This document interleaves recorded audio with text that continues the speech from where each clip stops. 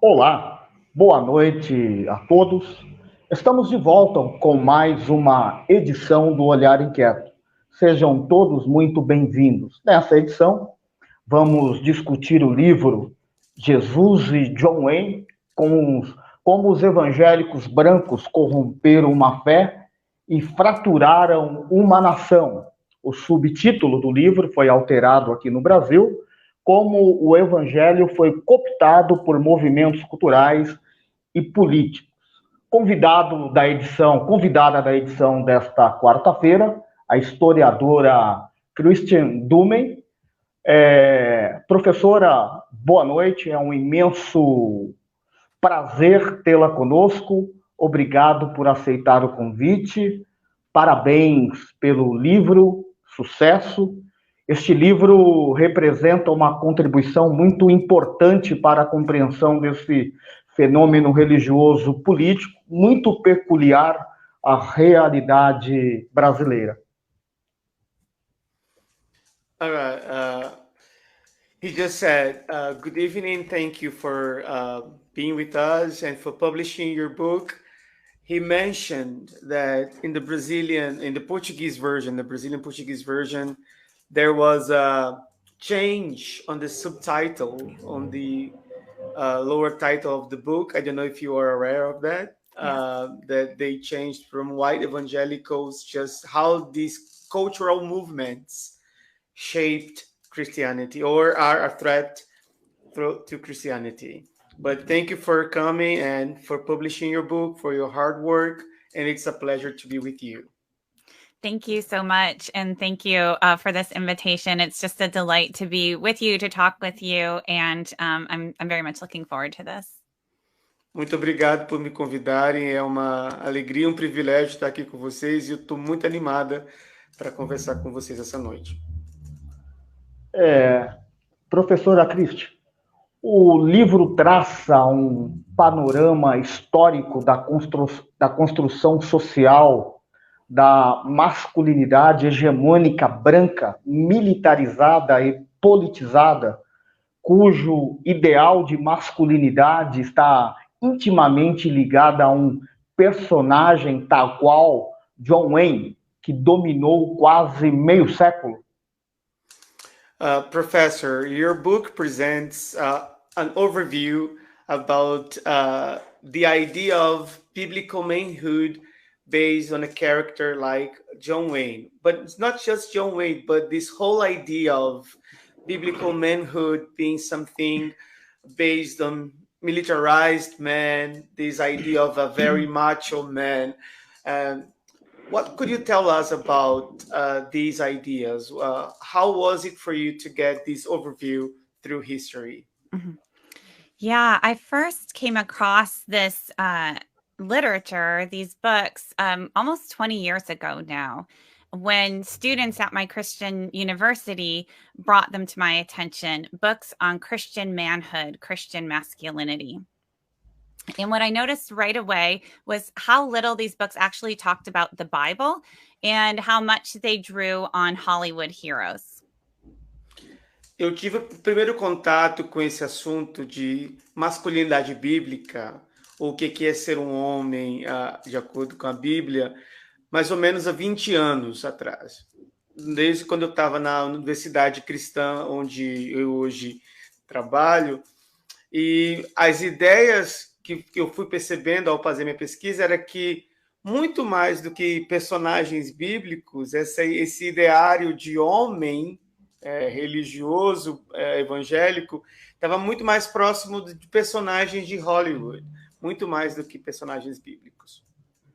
So they look to warriors and like Mel Gibson's William Wallace, to cowboys, to soldiers, and then held these examples up as ideal Christian manhood, examples of Christian manhood.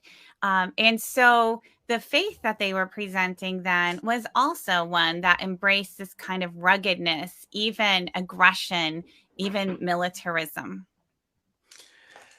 Pesquisando sobre isso, o ideário de homem cristão foi baseado em personagens de filmes do Velho Oeste, e outros atores que representavam essa ideia de um homem dominador. Então, ainda assim, toda essa ideia foi construída num homem que seria mais ou menos bruto, e às vezes até um pouco rude nesse processo de construção desse ideário de homem, de masculinidade cristã, que foi feita a partir desse imaginário, a partir do cinema, dos filmes, a partir do ideário cultural estadunidense. And at first, this was the early 2000s, and I started to see how this aggressive Christian manhood went hand in hand with a really aggressive foreign policy. This was during the early Iraq War, and white evangelicals, more than any other Americans, were pro-war, pro-preemptive war. They condoned torture. And then in time, I also saw how it went hand in hand with domestic culture wars as well. Oh. E isso era no começo dos anos 2000, quando eu tive contato com esse tipo de assunto, e deu-se a perceber que esse tipo de pensamento e ideário ia ao lado, fazia bastante aproximação com o pensamento de ideal de homem estadunidense. Era a época da guerra do Iraque, e muitos dos homens não eram contra a tortura, mas eles eram pró-guerra, pró-armas, e logo esse imaginário de que o homem cristão deve ser também um soldado, deve ser um militar, tem que ter esse ideário de um lutador, de guerreiro. Então isso foi logo aumentando com a ideia de ser pró-armas, com a ideia de ser pró-guerra, e isso tudo desenvolveu-se a partir desse conceito de guerra do Iraque e ações de guerra posteriores que vieram com isso. No contexto da Segunda Guerra Mundial e pós-Guerra Fria, modelou-se um tipo de homem ideal, o trabalhador, o soldado, o guerreiro, o agressivo, o disciplinado? He's asking, so after the World War II and the Cold War, was that modeled a new kind of man, which would be like a worker, a soldier, someone who would be like the provider, but also would have some kind of aggressiveness to deal with daily things. So what kind of man was forged during the 50s and 60s? I would say the baby boomers, right? So Yes. What kind of man was that? Can you tell us a little bit about that? According to your research? The ideal Christian man, the ideal American man in many ways during that era was both protector and provider, right? But this was the context of the Cold War, the early Cold War era in particular. And so that protector part was really important. And it was understood to be a man has to protect his family and his country. And if the threat was a military threat, the Soviet or the Soviet Union, right, a communism, then that defense had to be a strong military defense. You needed strong men to defend the country. Yeah. Ela disse que o ideal de homem naquele começo da Guerra Fria e logo no pós-guerra era um protetor e provedor. Ele tinha essas duas funções para defender suas famílias dos inimigos, seja a União Soviética e o comunismo, que eram as ameaças iminentes para aquele ideário de homem estadunidense, o homem cristão branco, proteger sua mulher, né, em defesa. Então, essa ideia estava bem presente nessa era do pós-guerra e nessa era da Guerra Fria. Então, todas essas ameaças culturalmente estavam ali presentes, no discurso, no cinema, em tudo que faz presença a cultura. But then it's the 1960s that are really critical, because that's when you see a number of Americans, especially conservatives and conservative Christians, feel like this kind of American identity, American masculinity is under threat, because you have the feminist movement, you also have the civil rights movement disrupting the status quo in the American South. and you have Vietnam not going so well and the anti-war movement.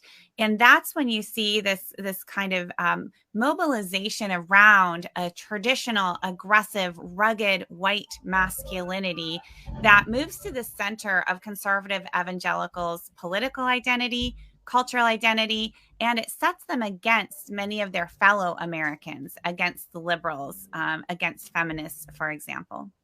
Yeah. Nos anos 60, houve uma situação crítica, porque existe uma espécie de duelos de titãs na cultura acontecendo. A gente tem um movimento em que conservadores e conservadores cristãos se sentem muito temerosos com o movimento racial, o movimento feminista, o movimento de contracultura, revolução, uma espécie de revolução, né, que está acontecendo no sul dos Estados Unidos, com o fim da segregação racial, e todas essas ameaças, de alguma maneira, estavam ajustando esse novo status quo desse homem branco, bruto, né? A palavra que ela está usando é a palavra bruto mesmo, né? Esse homem mais macho, né, no sentido toda essa ideia de masculinidade, dessa hombridade começa a ser desenvolvida a partir dos anos 60 por causa desses outros movimentos culturais, os direitos civis, o feminismo, o movimento negro, né, da questão racial. Esses movimentos acabam que estremecendo toda a hegemonia que os conservadores brancos tinham. Então, logo, eles se tornaram inimigos de qualquer ala mais progressista, qualquer ala mais liberal. Então, era basicamente isso que ela estava explicando. Voltando aos anos 50, Billy Graham foi uma das figuras-chave no renascimento religioso da década de 50? So going back to the 50s, do you think that Billy Graham was some kind of icon towards to that biblical manhood understanding and development of this character? How would you define the role that Billy Graham played in the 50s or in this development of this biblical masculinity? Billy Graham played such an important role. First of all, not just for masculinity, but for evangelicalism, for this new evangelical movement that was kind of coming together in the 1940s and trying to reassert themselves and influence American culture and set themselves against more extreme fundamentalists, but kind of rebrand. And Billy Graham was absolutely at the heart of that. He was their celebrity. He was their icon. He was their hero in many ways. Não, Billy Graham teve um papel fundamental na formação dessa identidade evangélica, no papel desse pensamento. Ser evangélico era se parecer com Billy Graham. E ela diz, ele se tornou esse ícone desde os anos 40, quando essa identidade de ser evangélico estava sendo formada. Então, nos anos 40, nos anos 50, então, ser evangélico era se parecer com Billy Graham. Ele se tornou uma espécie de ícone evangélico a partir dos Estados Unidos. And he was ruggedly handsome. He was, all of the papers like to say how, he had the square jaw and he was attractive. And so he was very much the face that they wanted to put forward. He was also very patriarchal and taught, kind of traditional gender roles, patriarchal authority, female submission. And he was a staunch cold warrior, right? And very pro-military. And above all, he was a Christian evangelist, right? And so what he does is he is spreading the good news of the gospel, but it's packaged along with gender traditionalism, patriarchal authority, female submission, and a very explicit militarism. And he himself was very politically ambitious. So we can see kind of the roots for where we're going to end up if we just look at Billy Graham in the 1950s. Eu preciso dizer que o Billy Graham, ainda por cima, tinha uma feição extremamente da imagem que eles queriam passar de um homem brutamente atrativo, bonito, com queixo quadrado, olhos azuis, aquele ideal de homem americano, estadunidense. E, além do mais, ele era extremamente pró-armas, extremamente apoiador da Guerra Fria, extremamente apoiador do papel do patriarcado, onde a mulher é submissa, onde cada gênero tem o seu papel bem definido. E, além do mais, ele era um evangelista. Ele pregava esse evangelho, mas esse evangelho estava empacotado junto com outras coisas. Então, ser pró-arma, ser pró-guerra, ser patriarcal, e ser evangelista. O evangelho do Billy Graham era esse, continha esse pacote de coisas. All right, we have Doni. Professor Doni, boa noite. Boa noite. Desculpem o atraso. Christian, muito obrigado. Sorry for being late. Por você aceitar o nosso convite. Thank you for accepting our invitation. Eu começo fazendo uma breve apresentação. No capítulo 9, você vai citar o movimento Vineyard. E eu fui pastor durante... Ok. E eu fui pastor durante quase 20 anos da Igreja Vineyard aqui no Brasil. He's saying that on chapter 9, you mentioned the Vineyard Church, and he says he himself was a minister with the Vineyard Church for almost 20 years. E quando eu vejo, eu estou aqui com o livro todo rabiscado, não é? I have my book, it's all highlighted. Quando você cita o movimento Vineyard, eu me identifico, porque há uma tentativa de se criar uma aparência mais gentil desses homens viris aí dos Estados Unidos, e isso se personifica com a criação de um grupo por Bill McCartney. Yeah. He says, okay, he identified himself when you mentioned the Vineyard Church, but he says that Vineyard Church tried to soften this masculinity, and they have other figures like MacArthur. Sim, Bill MacArthur. Bill MacArthur. Yes. Aí eu faço o meu questionamento para eu entrar na conversa é querer entender como essa utilização do homem depois vai ser combatida, né? E, entretanto, eles se tornam um pouco mais suaves, mas ainda assim mantém o patriarcado, o papel de gênero muito marcado. Como que se dá essa suavização, mas, por outro lado, a manutenção ainda desses papéis de gênero muito, muito marcado e violento ainda dentro do movimento aí nos Estados Unidos? Você diz na Igreja Vineyard ou nos Estados Unidos como geral? Não, nos Estados Unidos como geral. Eles tentam suavizar a partir da igreja, mas ainda assim continua muito marcado a questão armamentista, patriarcal e violenta.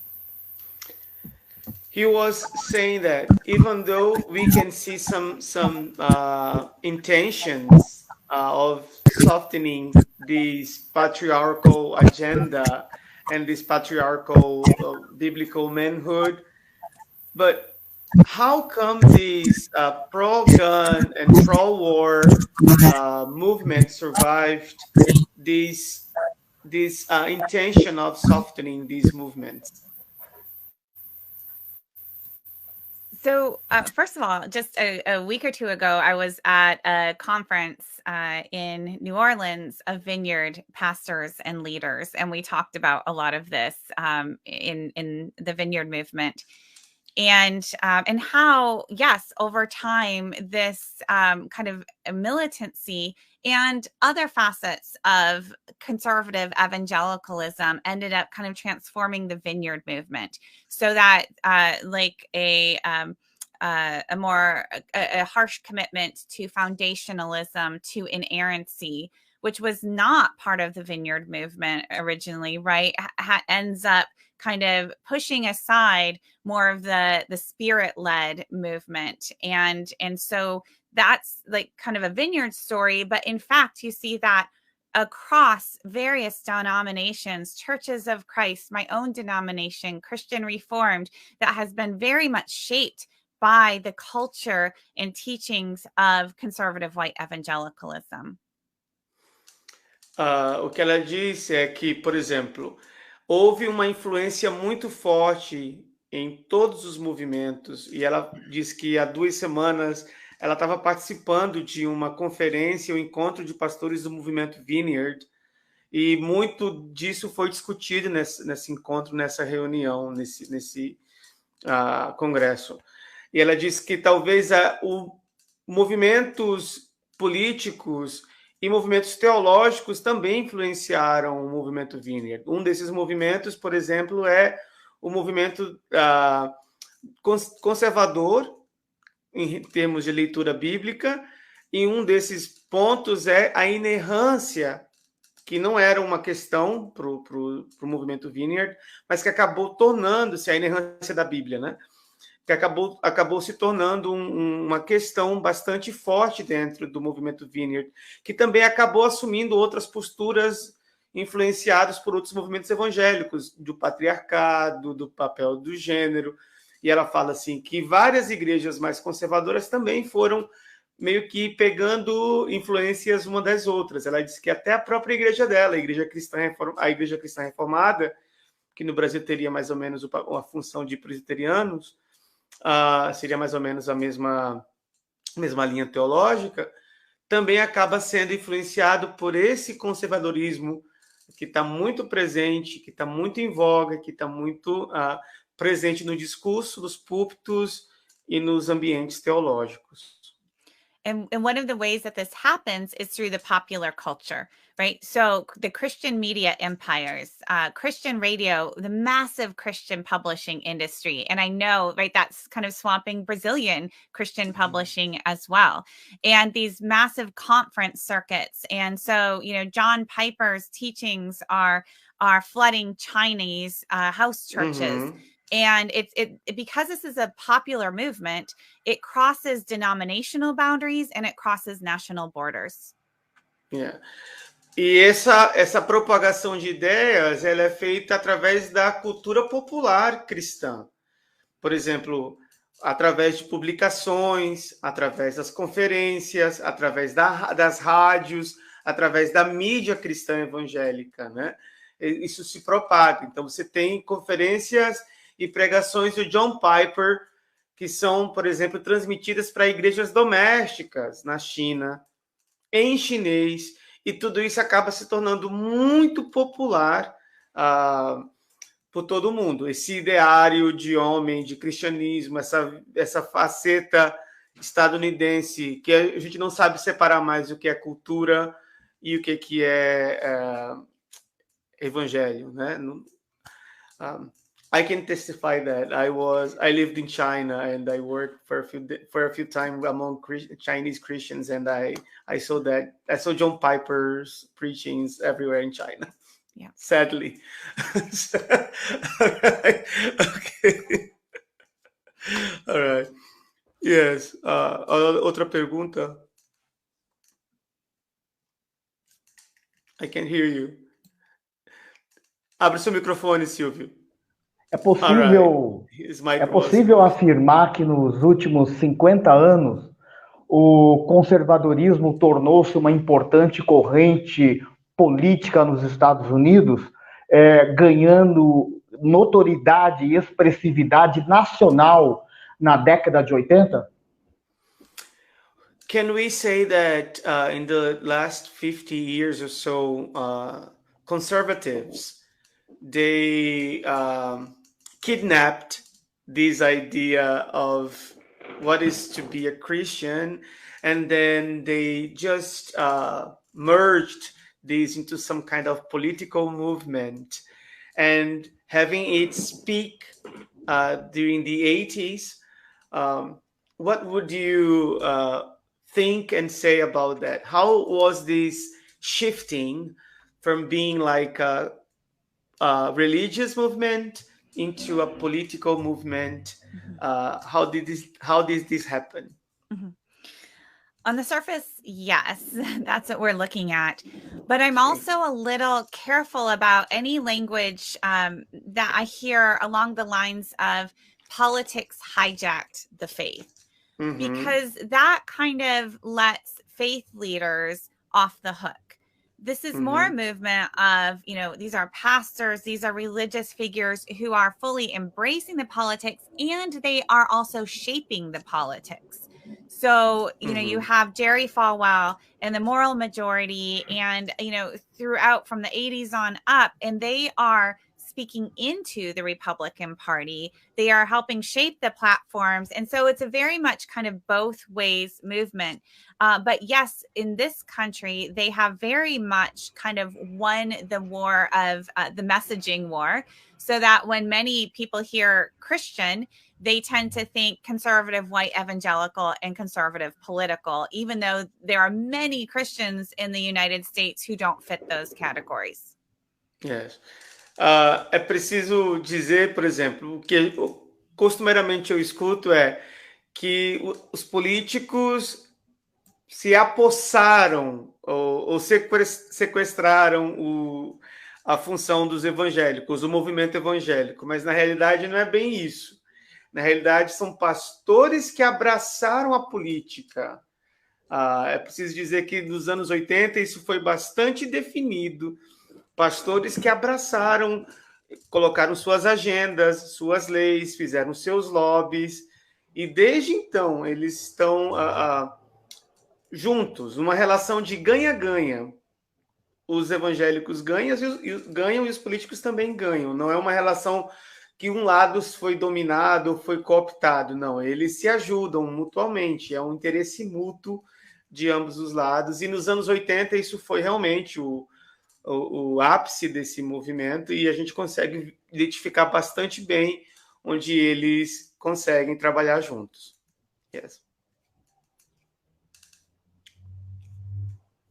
Doni?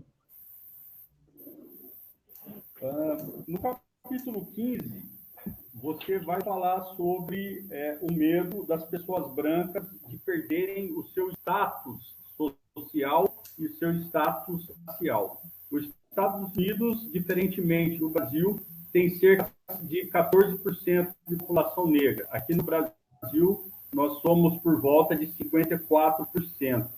É possível justificar esse medo estadunidense, né, do banco evangélico, de perder status? Apenas 14% da população negra aí do seu país? All right.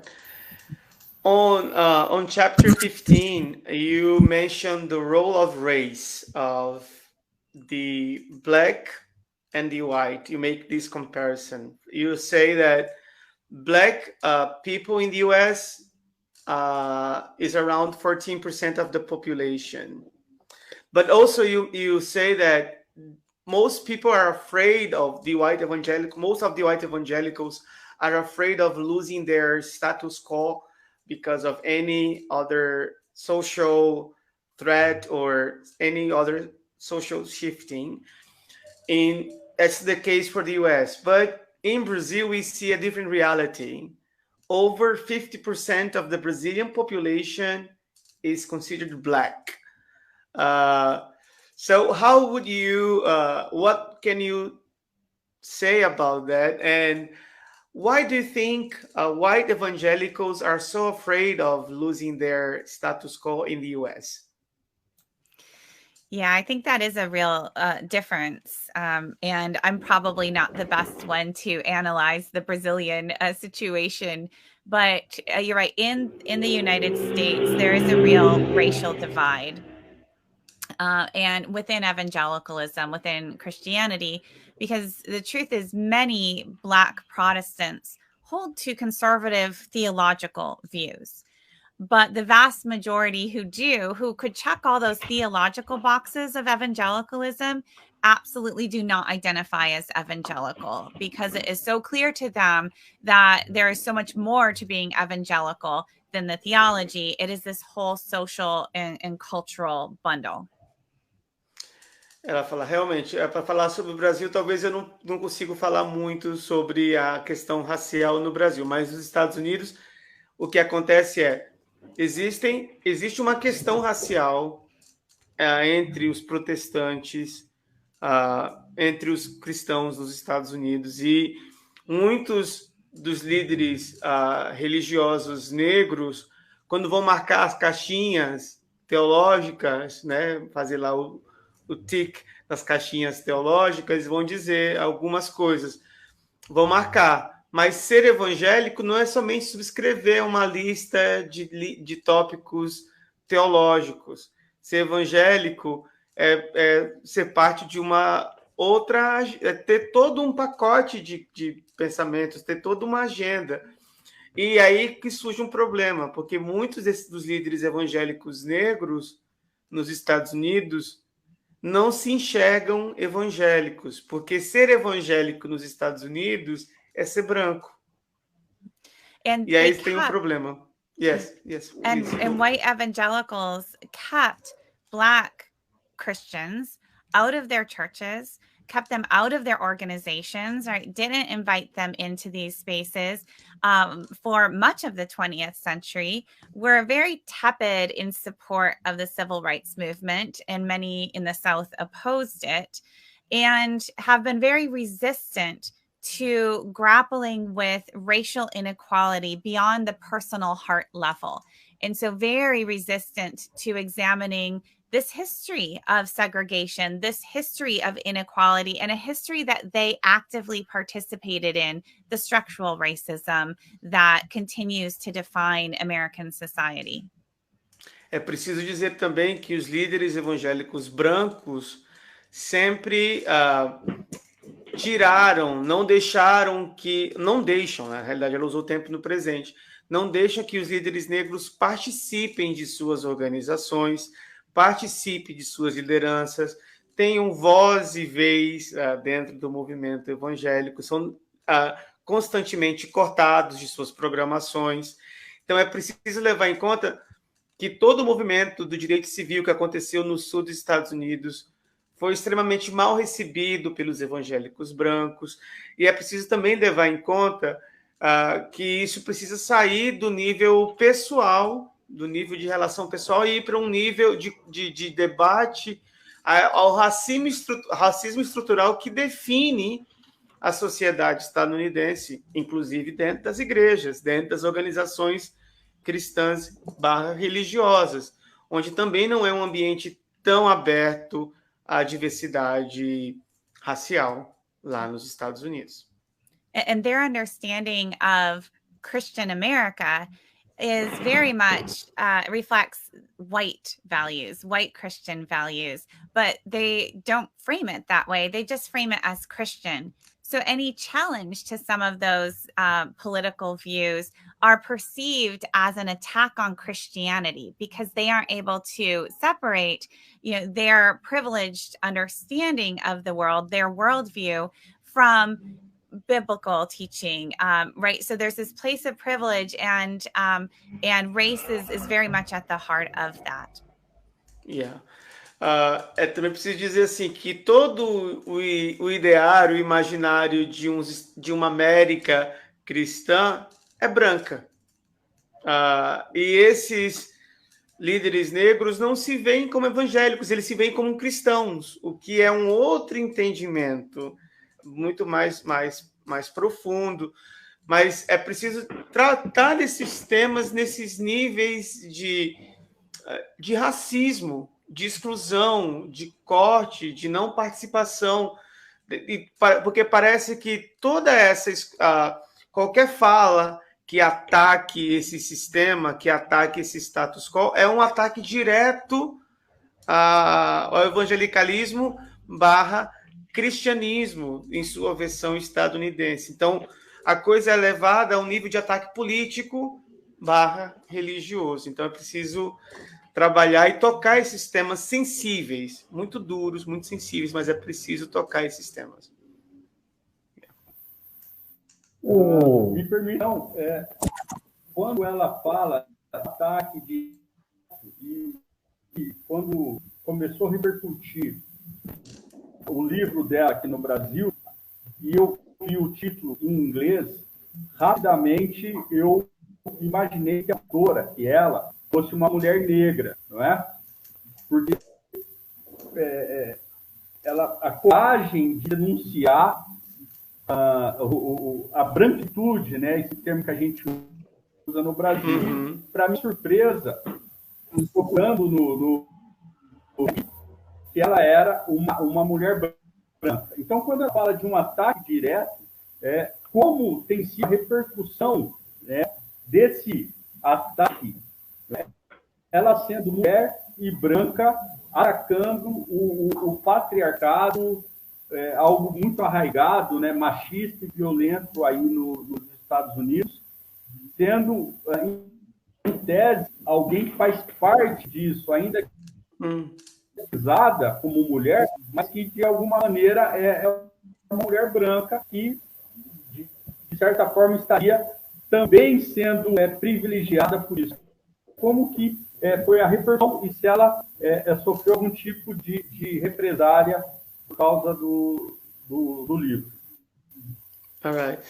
He points out when he first heard about your book and he saw it, he thought, who is that? Who is denouncing this situation? Is she a black woman? He thought you were a black person because you were tackling those issues, right? But then when he went to look out, he saw, oh, she's white. And she's white, like European descendant. And he said, she's very brave. She's very courageous for denouncing all this situation. And he asks, how was the reception to your denouncing? And how is it for you, like in a personal level, being a white person, knowing your privileges, to talk about these topics? How was that for you to tackle all those hard, sensitive issues, all these racial, patriarchal, and how are you being received? Are you being perceived by the people who read you? Yeah, I didn't think of myself as being especially brave when I was writing this book. I just thought this is a history that needs to be told. And I just thought it was really important to get it right. And so that was my focus. I didn't even give much thought to how it would be received, except in kind of in a personal way, because, I come from conservative white Christian spaces, and I have close relationships with people who hold values that are quite different from mine. And so I was really just focused kind of on the immediate personal relationships and, navigating those. I wasn't quite prepared for the reception of the book, which wasn't exactly what I had anticipated. I'll let you catch up and then I'll explain that. All right. Ela disse assim, na hora que escreveu o livro, ela não pensou se ela era corajosa ou não, se era um ato de coragem ou não. Ela só falou assim, isso aqui é uma história que tem que ser contada. E ela, como historiadora, estava contando a história.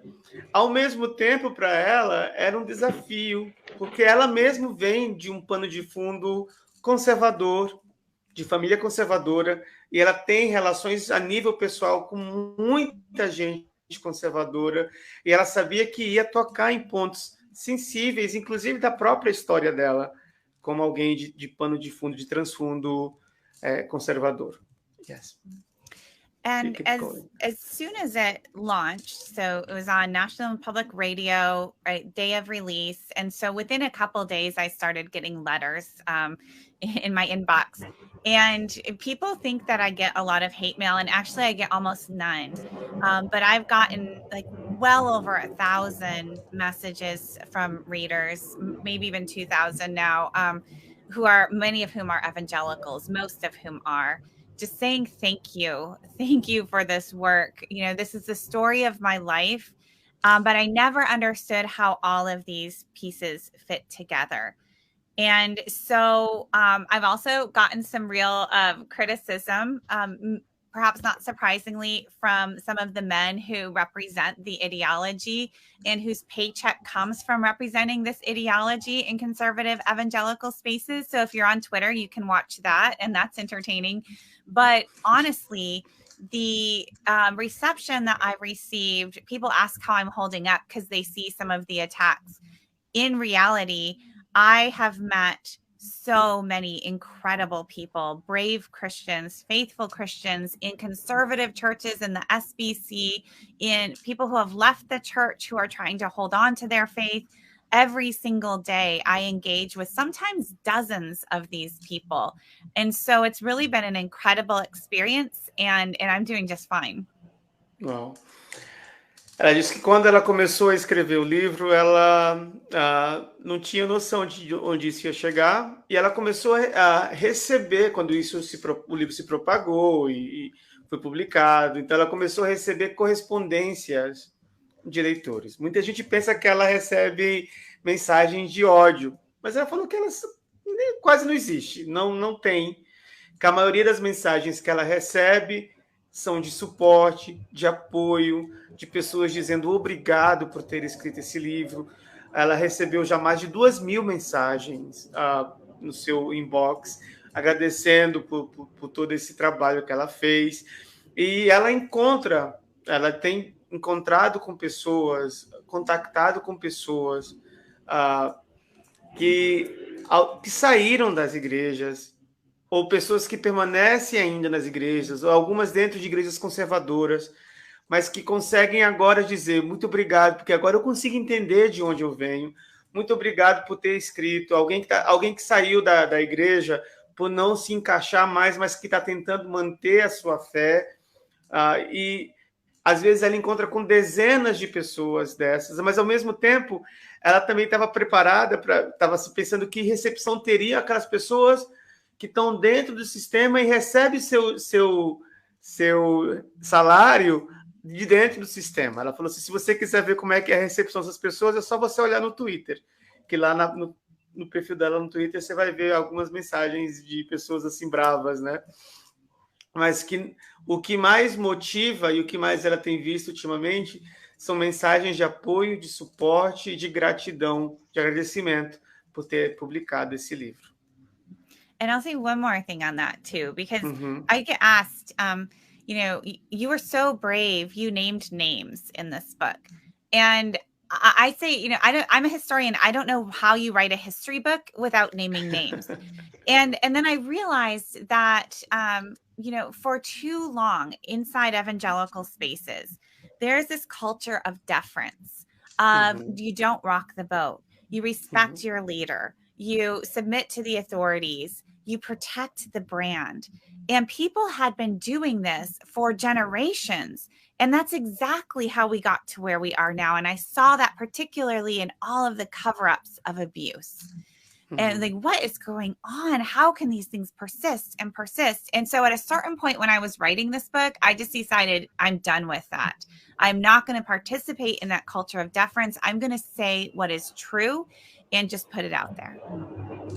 E tem um outro ponto que eu quero mencionar que é muito importante, que é essa cultura da deferência, de tratar com conveniência aos líderes. Então, eu como historiadora, posso pensar, como é que eu vou fazer a história sem mencionar os nomes? As pessoas dizem, mas você foi muito corajosa a escrever e dizer os nomes, dar nome aos bois, né? E ela disse, não, quando eu vi esse ciclo, esse aspecto cultural de proteger os líderes, de passar a mão na cabeça, ou passar pano, como a gente fala em português, né, nos erros dos líderes, eu falei, eu tenho que quebrar esse ciclo, não pode ser assim. Então, eu decidi falar e romper com toda essa história de passação de pano, por causa dessa cultura que tem, não toque no ungido, proteja os nossos líderes, seja obediente, seja submisso. Então vamos quebrar esse negócio e vamos dar nome aos bois mesmo, vamos jogar o lixo no lixo. Então acho que é isso que ela estava dizendo e achei isso um ponto muito bacana. Yes, I added my personal statement of gratitude to you. For doing that. Yeah. O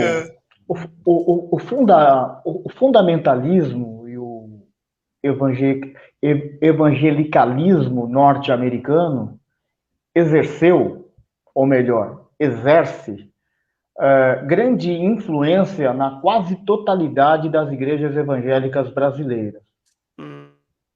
Estamos a 4 dias da eleição. O presidente e candidato à reeleição, Jair Bolsonaro, comparado com Trump, e representa uma ameaça no Brasil. Que avaliação ela faz deste atual cenário político-religioso do Brasil? E ainda, o Brasil corre riscos de um nacionalismo cristão? All right. He said that, for example, North American fundamentalism and Christian nationalism has a lot of influence in the Brazilian evangelicals, in the Brazilian evangelical church. And we see that we kind of have our own version of Trump, which is the current president, right, Jair Bolsonaro. And we are 4 days away of the election. It's going to be this weekend. Brazilians now are on the corner of history to do that, right? To choose their next president. But the evangelicals are kind of, swinging on both sides. How would you evaluate, or how would you see, as someone from outside of Brazil, right? Someone far away from Brazil. How would you see this influence of American Christian nationalism is influencing Brazilian election? Or how is this a threat to Brazil, the American Christian nationalism? Yes, I feel I should apologize first for what we're exporting. I'm watching your runoffs, your elections. I'm also an eye on the midterms here, so we're in the same boat. I think that it's, as a Christian, I will speak, that it's never good for Christianity to be linked with power very tightly. And it conflicts with the way of Jesus in the Gospels, and it really kind of interferes with genuine Christian belief, which is to give of yourself, not to assert yourself over others. And so, historically speaking, it generally hasn't been good for the church in terms of faithfulness to be tightly linked to political power. I'll start with that, and then I'll have a bit more. Primeiro de tudo, eu tenho que pedir desculpas a vocês, pedir perdão a vocês, brasileiros, pelos americanos exportarem essa coisa do nacionalismo cristão. E segundo, dizer também que eu tenho acompanhado as notícias e estou bem atenta às eleições de vocês. A gente também está com eleição aqui agora, na Casa dos Senadores e Deputados, né, lá nos Estados Unidos, as eleições do meio do mandato. E também quer dizer que a gente está no mesmo barco. E, historicamente falando, a associação da igreja com poder nunca foi uma coisa positiva para o cristianismo. E ela falou assim, né? Eu falo isso como cristã. Como cristã e que conhece a história, sempre que houve essa aproximação, essa associação, essa ligação da igreja com o poder político, isso, de alguma maneira, quebra os valores e os padrões do jeito de ser cristão. Isso interfere com toda a filosofia de vida cristã e toda a ideia de ser cristão, a ideia de serviço, a ideia de abrir mão de si mesmo, de negar a si mesmo. Quando você tem poder político, você abre mão disso tudo, você está vivendo o outro lado da moeda. Então, é um aspecto negativo essa aliança. Através da história, a gente pode ver que sempre que houve isso, nunca terminou bom para a igreja. Yes, you can continue. And the other thing that I would say is when it comes to Christian nationalism, we aren't talking about just living out your faith or just, trying to vote your values within a democratic system. Christian nationalism, and what we're talking about, is about privileging a particular type of Christianity over any other values, any other views, including over other Christian values that might lead in a different direction, and privileging them in a way that it conflicts with democracy, in a way that does not respect the constitutional rights of other citizens who do not possibly hold those values, of imposing moral standards in a way that interferes with other constitutional rights. And in this country, and you can speak to your own situation, it looks like not respecting just basic commitment to democratic norms, institutions, practices, voter suppression, right? Denying the election results. These are, and corruption, and just blatant lying and smearing your opponents, and there is no respect of truth. That's what we're looking at. This is not just trying to vote your values. It is really undermining democracy itself. É importante frisar que esse nacionalismo cristão que a gente está conversando não é sobre viver sua fé, testemunhar sua fé, é sobre dar privilégios a um determinado grupo específico que eles se consideram os verdadeiros cristãos. E esses privilégios em detrimento à negação e a qualquer benefício a qualquer outro grupo. Inclusive a outros grupos cristãos que eles não consideram dignos de tais privilégios. Então, é o benefício de determinado grupo cristão muito específico, esse nacionalismo cristão, onde eles estão preocupados não são com os valores da religião, mas com as suas pautas e agendas de privilégio que eles não querem perder. Então, assim, é um processo que entra em conflito com a democracia diretamente, onde a democracia é posta na mesa, onde as pessoas que não necessariamente comungam dos mesmos valores religiosos também sofrem retaliações e sofrem perseguições por não serem parte daquele grupo privilegiado. É importante também dizer que todas essas pautas, eles querem manter seus próprios privilégios e não querem mais perder isso. Então, vocês podem falar pelo que está acontecendo no Brasil, mas o que a gente vê é a negação do resultado das urnas, a cooptação de eleitores, a pressão em cima dos eleitores. A gente vê o uso de conversas e toda sorte de teoria, todo nível de ataque e falta de respeito entre os candidatos, entre as pessoas, nível de conflito social. Então, nesse nível que é potencializado por esse grupo que se diz nacionalista cristão, mas que, na realidade, está lutando apenas pelo seu próprio privilégio. Doni, coloque uma última questão.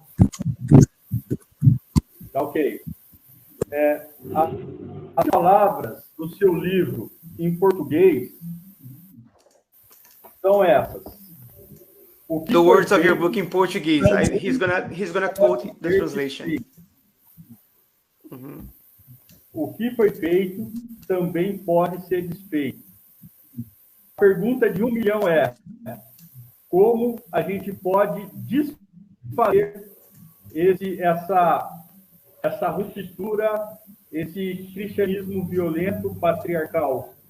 Você consegue deixar aqui para a gente caminhos de como desfazer esse radicalismo branco, se tornar um verdadeiro cristianismo?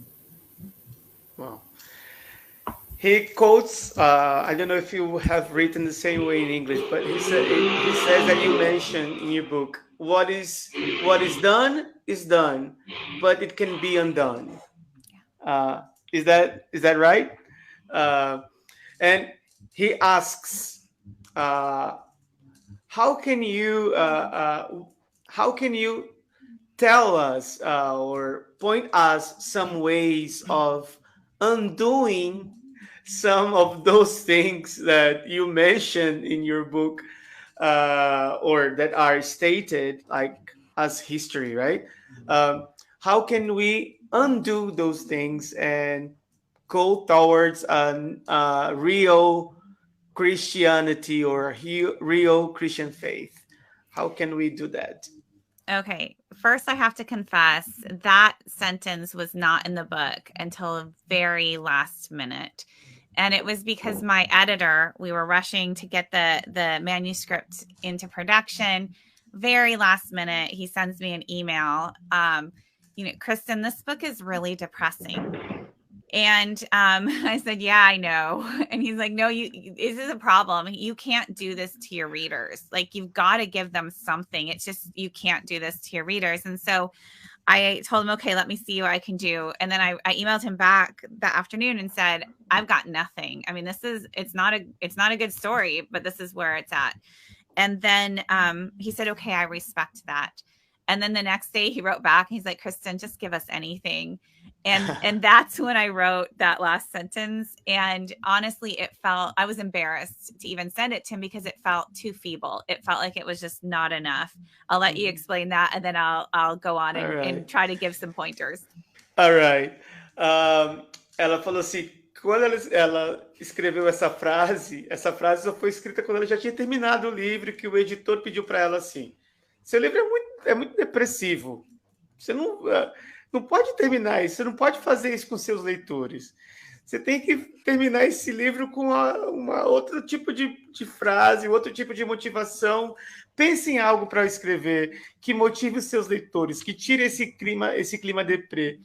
E aí eu pensei, mandei um e-mail para ele, e já depois eu escrevi essa frase. Mas eu mesmo pensei, será que essa frase é muito fútil? Será que essa frase é muito água com açúcar?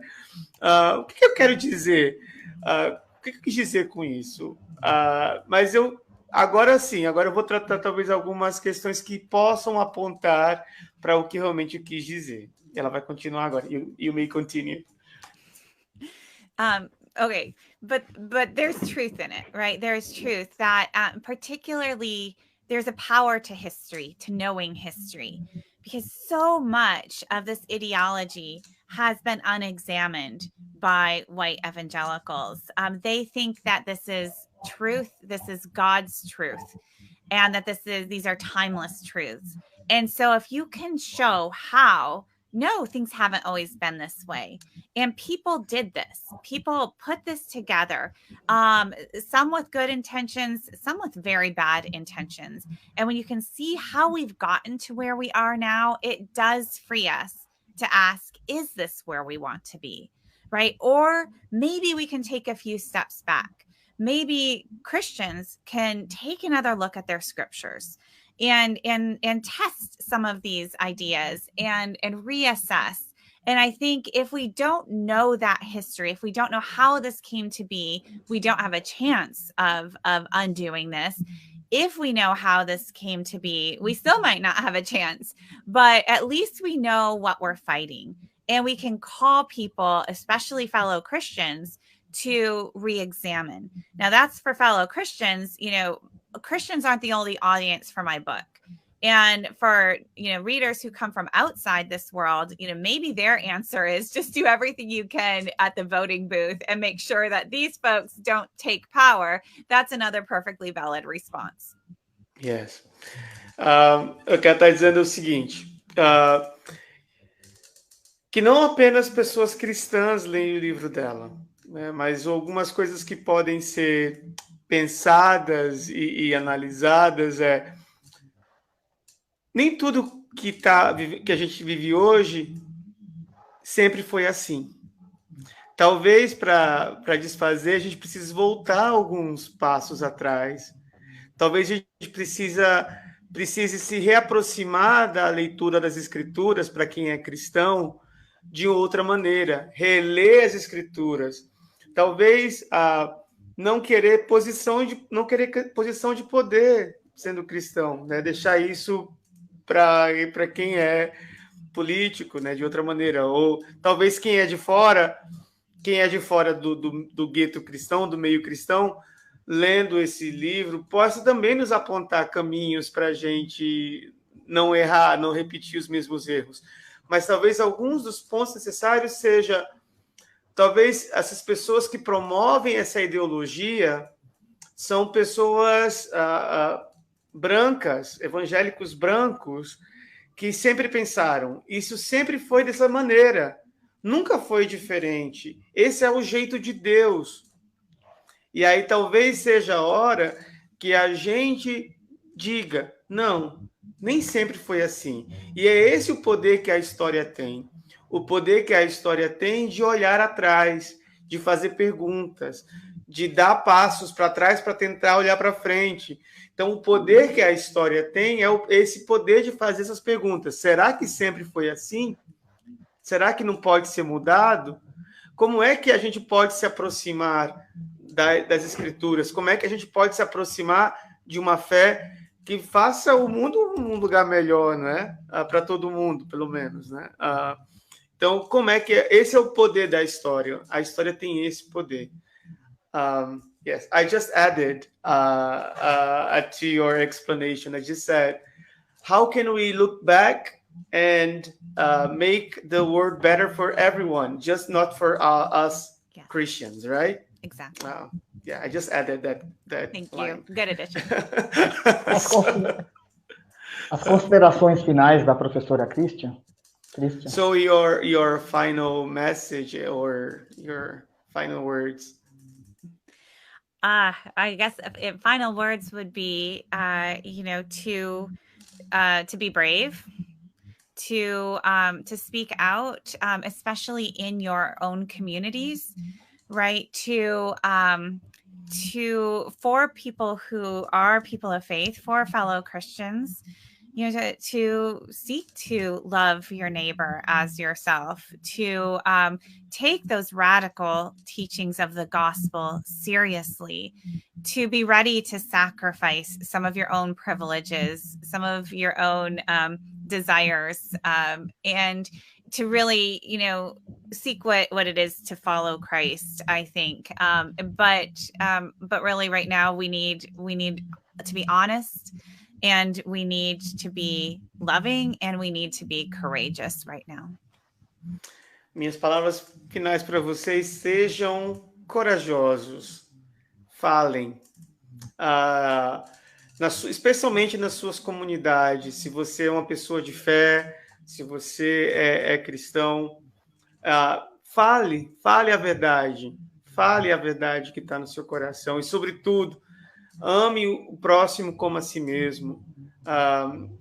Não deixe de fazer isso, não deixe de falar, não deixe de mostrar essa verdade radical do Evangelho. Leve essa verdade do Evangelho em conta, como modo de vida. E minha palavra, de fato, ela repete mais uma vez: seja bravo, seja forte e corajoso. Está citando aí, né? Seja corajoso, corajosa em sua vida, nesse tempo que demanda coragem. Tony Bueno, as suas considerações finais?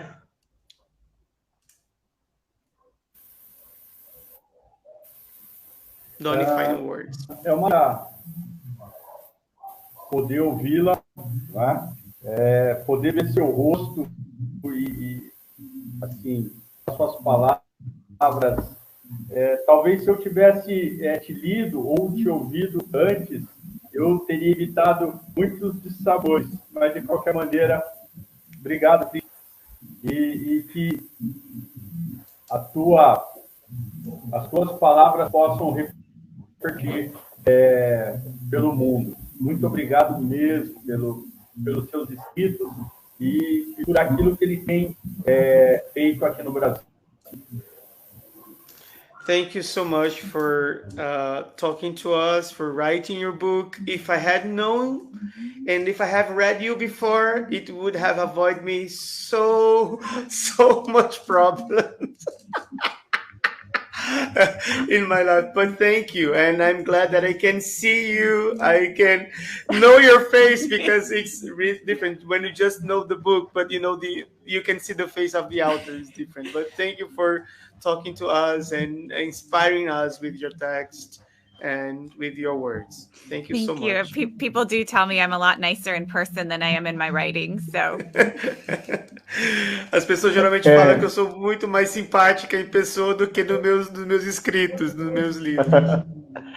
Reiteramos os nossos agradecimentos, destacamos o prazer e a honra. Foi um prazer ouvi-la. Nós também agradecemos a tradução do Wellington Barbosa. Muito obrigado, Wellington. E agradecemos também a audiência. Uma boa noite para vocês. Doni Bueno, boa noite. Wellington, bom dia, né, Wellington? E bom dia para a professora Cristian. Once again, he wants to say thanks to you for being with us, for sharing. It was a nice time that we had together. He thanked me for translating to you and to the audience who stayed with us in this live conversation. And he says good night to you all. And good morning for me. Bye. Thank you. Bye-bye. Tchau, tchau. Bye-bye. Goodbye.